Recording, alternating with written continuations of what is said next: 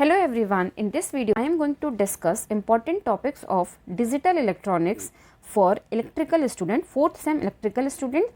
तो I think for this paper code ये first time exam होने जा रहा है, तो आपके पास रेफरेंस के लिए कोई पेपर नहीं है, बट आप जो ईसी के बच्चे हैं एंड जो सीएससी के बच्चे हैं, जो पहले उनका सिलेबस था डिजिटल इलेक्ट्रॉनिक्स का, वो आप सिलेबस देख सकते हो। आपको वहाँ से आइडिया हो जाएंगे कि इन टॉपिक से किस टाइप के क्वेश्चंस आते हैं। ठीक, हम स्टार्ट करते हैं about important topics according to the units. ठीक है, तो जो फर्स्ट यूनिट है that is based on number system, K maps, tabular, Hamming codes. ठीक है, Hamming codes, error control codes, ये सारे हैं। ठीक, तो सबसे पहले जो मैंने यहाँ फर्स्ट टॉपिक लिखा है दैट इज बेस कन्वर्जन। मैंने यहाँ पे बेस कन्वर्जन ही क्यों लिखा, बिकॉज बेस कन्वर्जन में ऐसा नहीं है कि आपका डेसिमल टू बाइनरी या ऑक्टल या हेक्साडेसिमल ही आए।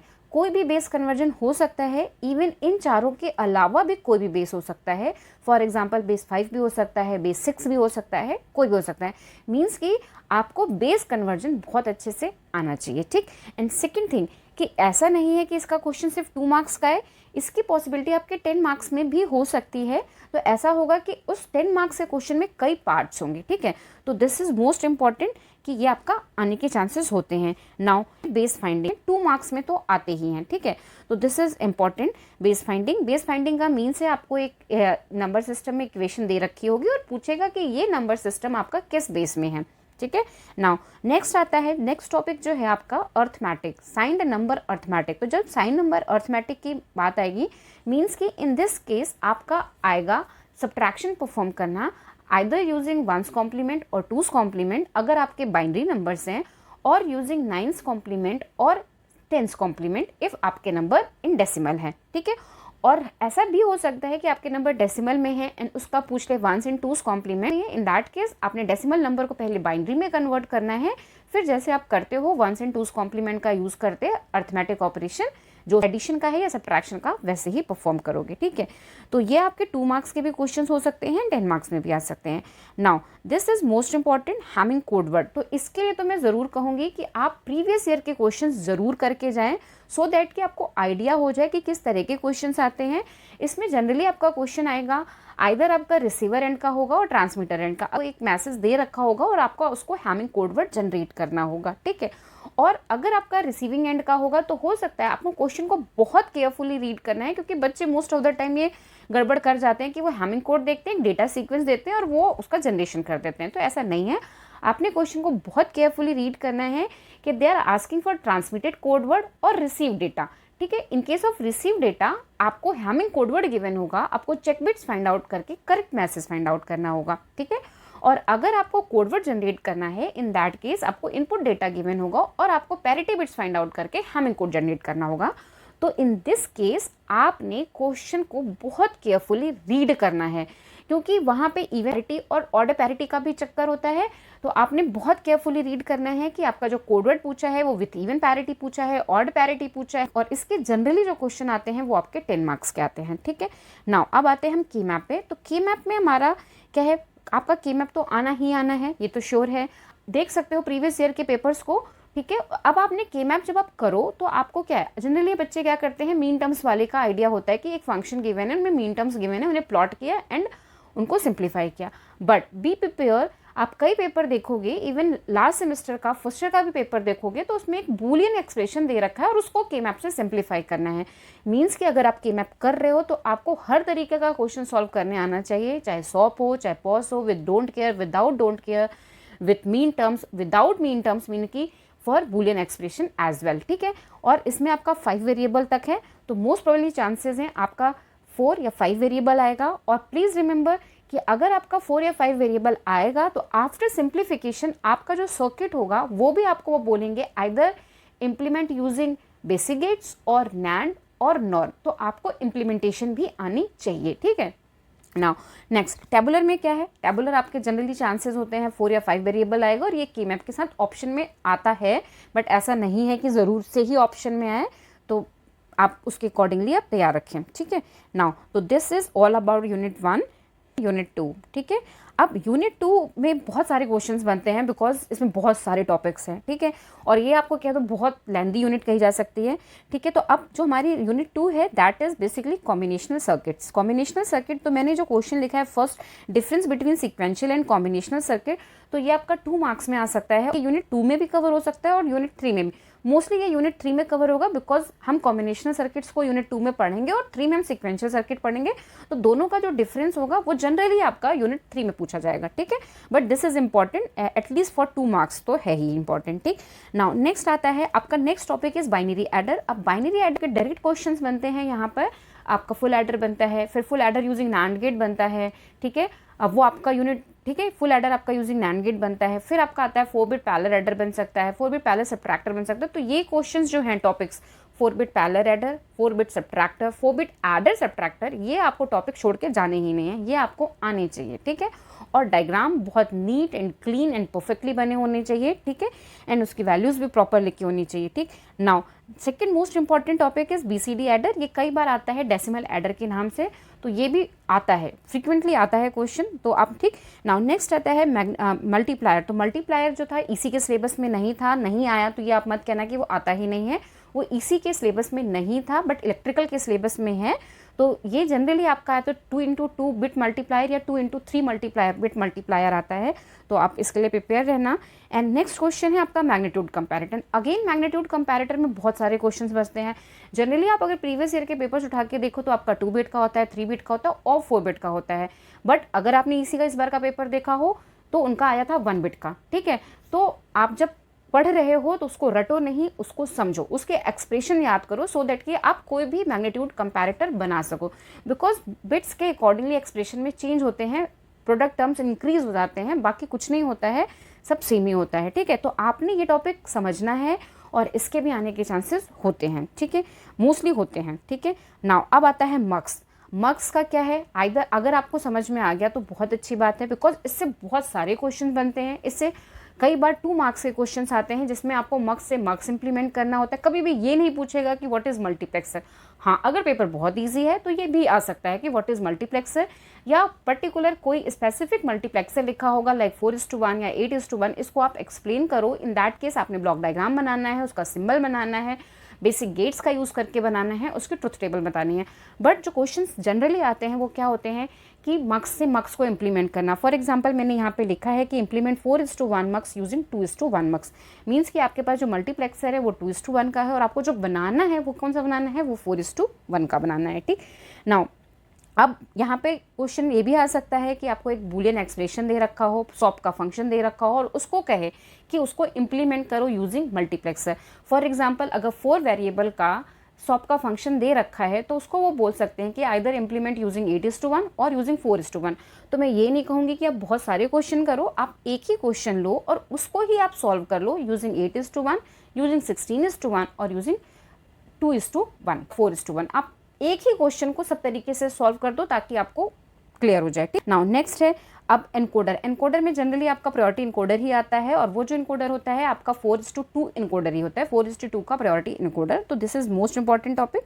नाउ अब डिकोडर में क्या आता है, डिकोडर से डिकोडर भी आ जाता है, बट टेबल्स में BCD to 7 सेगमेंट कहीं मेंशन नहीं है, स्पेसिफिकली कहीं मेंशन नहीं है, बट ये आए हुए हैं तो आप पढ़ सकते हो। और अदरवाइज अगर आपने प्रीवियस के सारे टॉपिक कर लिए तो यू कैन लीव डिकोडर, और अदरवाइज एटलीस्ट आप क्या करो कि आपने जैसे फुल एडर पढ़ा इसी यूनिट में, फुल सब्ट्रैक्टर पढ़ा इसी यूनिट में, तो आप उनको यूजिंग डिकोडर इंप्लीमेंट करने आपको आना चाहिए, क्योंकि आप प्रीवियस ईयर का पेपर उठा के देखोगे तो इस तरह के क्वेश्चन आए हैं कि implement full adder using decoder, ठीक है, implement full subtractor using decoder, ठीक है। तो इस केस में आपका 2 चीज़ें कवर हो जा रही हैं, एडर सब्ट्रैक्टर प्लस डिकोडर। तो इस तरह के आपको क्वेश्चन आने चाहिए। डायरेक्ट क्वेश्चन भी आ सकता है, बट ज़्यादातर आपके प्रीवियस ईयर के पेपर्स को उठा के देखोगे थोड़े घुमा के क्वेश्चन पूछे जाते हैं, ठीक है। नाउ नेक्स्ट बहुत सारे क्वेश्चंस बनते हैं, जैसे फ्लिप फ्लॉप है। फ्लिप फ्लॉप्स आपके सारे फ्लिप फ्लॉप्स हैं SR T D J के। कभी कभी आपका आता है कि पेपर जब इजी हो तो वो इन चारों में से, मीन्स कि SR T या D में से भी पूछ लेता है। तो अगर वो पूछेगा तो वो उसका डायग्राम पूछेगा, उसका सिंबल भी पूछेगा, ट्रुथ टेबल भी पूछेगा। तो मैं ये नहीं कहूँगी कि आपको आना नहीं चाहिए, आपको आना चाहिए, बट जो मोस्टली चांसेस होते हैं फ्लिप फ्लॉप्स आने के, उसमें मोस्ट इंपॉर्टेंट जो होता है आपका JK फ्लिप फ्लॉप है and master slave flip flop है। तो आपको ये जेके फ्लिप फ्लॉप जैसे है उसकी आपको एक्साइटेशन टेबल भी आनी चाहिए, उसकी आपको ट्रुथ टेबल भी आनी चाहिए, उसकी आपको कैरेक्टरिस्टिक इक्वेशन भी आनी चाहिए, उसका स्टेट डायग्राम भी आना चाहिए, ठीक है। अगर डायरेक्ट क्वेश्चन आएगा कि एक्सप्लेन जेके फ्लिप फ्लॉप, तो उसको इस केस में आपको सब कुछ बताना होगा। हाँ, बट प्लीज़ रिमेंबर कि what is the weightage of marks. अगर 2 मार्क्स का है तो ऑब्वियसली आप इतनी सारी चीज़ें नहीं बताओगे, उसमें आप जेके फ्लिप फ्लॉप बताओगे, उसका diagram, truth table, that's it. But अगर वो 10 मार्क्स में है तो उसमें आपको हर चीज़ बतानी होगी, ठीक। मास्टर स्लेब आता है, तो मास्टर स्लेब अगर आ गया तो आपका 2 मार्क्स में क्वेश्चन बनता है कि what is race around condition.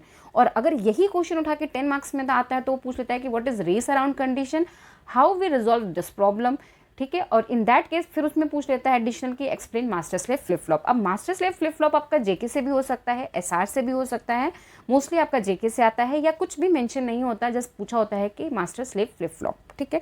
Now next question आता है आपका शिफ्ट रजिस्टर्स। अब शिफ्ट रजिस्टर्स में हमारे बहुत सारे हैं, SI SO, SI PO, PI PO या पीआई एसओ, तो ये हैं।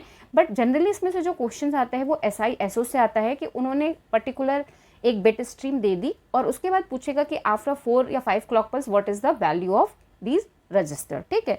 तो आप उसकी प्रैक्टिस कर सकते हो। बाकी आपका universal shift register is most important, by directional shift register is most important in case of shift register, ठीक।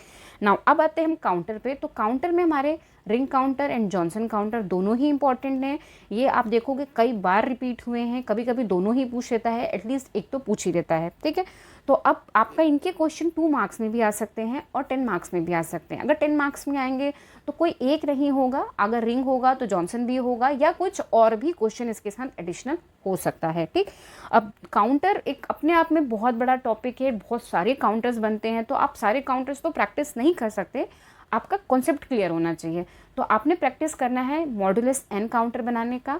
अगर आप मॉडुलस एन काउंटर बनाना या डिज़ाइन करना जानते हो तो you can design any counter, और चाहे वो सिंक्रोनस हो असिंक्रोनस, तो आपने एटलीस्ट कुछ क्वेश्चंस करने हैं काउंटर के कि आप कर सको, ठीक है। अगेन ये यूनिट बहुत बड़ी है। अब इसमें जो 2 मार्क्स में क्वेश्चंस आते हैं जनरली उसमें पूछ लेता है कि suppose this is mod 32 counter, ठीक है। अब 32 काउंटर है, अगर हमने इसे रिंग काउंटर से बनाया तो how many flip flops are required, हमने जॉनसन से बनाया तो कितने फ्लिप फ्लॉप लगेंगे, अगर हमने इसको सिंक्रोनस से बनाया तो कितने फ्लिप फ्लॉप लगेंगे।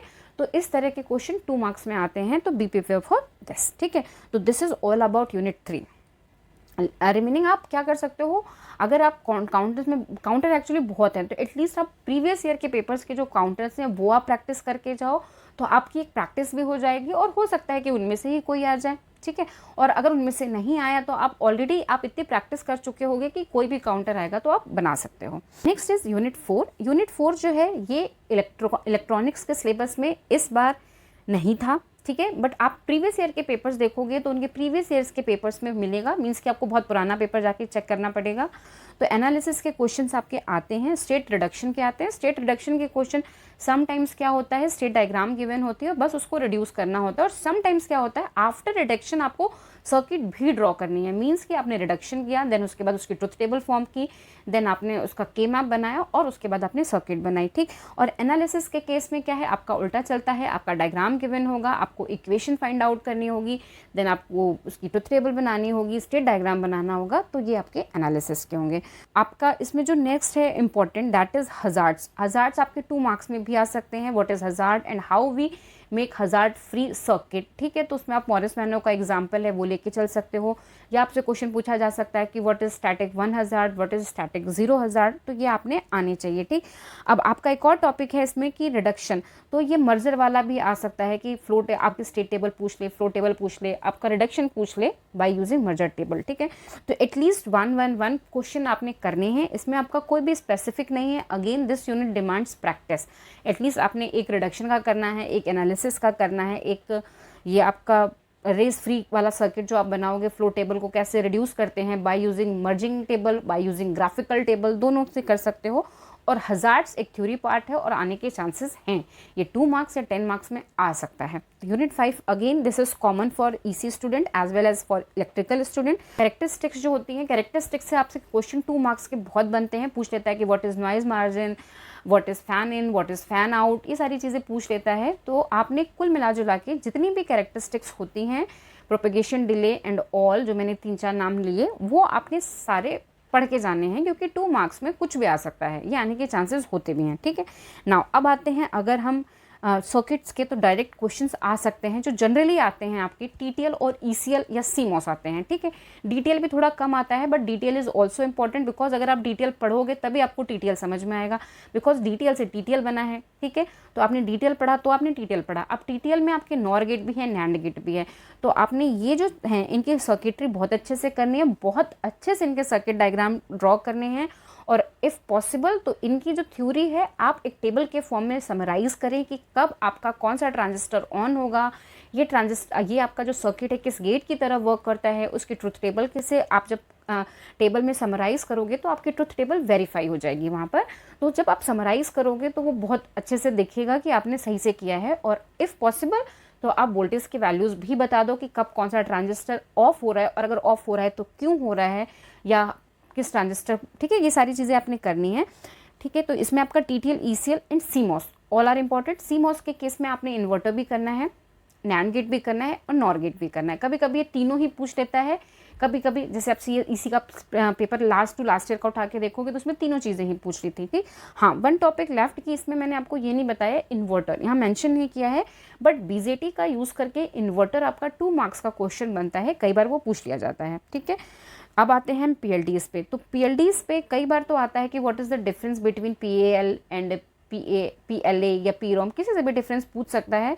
और दूसरा ये जो डिफरेंस वाला पार्ट है ये आपका आता है 2 मार्क्स में, और जब 10 मार्क्स में क्वेश्चन आता है तो ये 2 मार्क वाला क्वेश्चन विथ 1 एक्सप्रेशन या 1 फंक्शन आएगा कि उस फंक्शन को इम्प्लीमेंट करो यूजिंग पीएलडीज। किसी भी पीएलडी से आइदर पीरोम हो सकता है, पीएल हो सकता है, और पीएलए हो सकता है, ठीक है। इसी में है कि आपका रोम भी है, इसमें रोम भी है, रैम भी है। तो आप रोम के तो हमने कर लिया। अब रैम में क्या आता है कि कई बार 2 मार्क्स में क्वेश्चन पूछ लेता है कि what is the difference between S RAM and D RAM, static RAM and dynamic RAM. तो ये आप 2-3 लाइन का क्वेश्चन आप तैयार रखना अपना। और अब इसमें एक लास्ट टॉपिक बचता है एफपीजीए। तो जनरली एफपीजीए पे जो क्वेश्चन आता है वो शॉर्ट नोट आता है। तो this is all about the important topics of digital electronics, चाहे वो इलेक्ट्रिकल के बच्चे हों या कोई अदर कोर्स जिसमें सेम सिलेबस अगर चल रहा है तो। एंड इफ़ पॉसिबल तो आप मॉरिस मैनो के क्वेश्चंस, आपकी जो टेक्स्ट बुक में पहली बुक है दैट इज़ मॉरिस मैनो, आइदर आप वहाँ से प्रैक्टिस कर लो अगर पॉसिबल है। उसमें बहुत कम मगर सॉल्व क्वेश्चंस हैं, अनसॉल्व बहुत सारे हैं, इतना टाइम बचा नहीं है। तो आप एटलीस्ट जो अपने टीचर ने पढ़ाए हैं, आपके पास जो नोट्स हैं उसके सारे क्वेश्चंस कर लो, और कम से कम 4 से 5 साल के पेपर ज़रूर करके जाएं। Thank you so much and all the best for your examination. Thank you.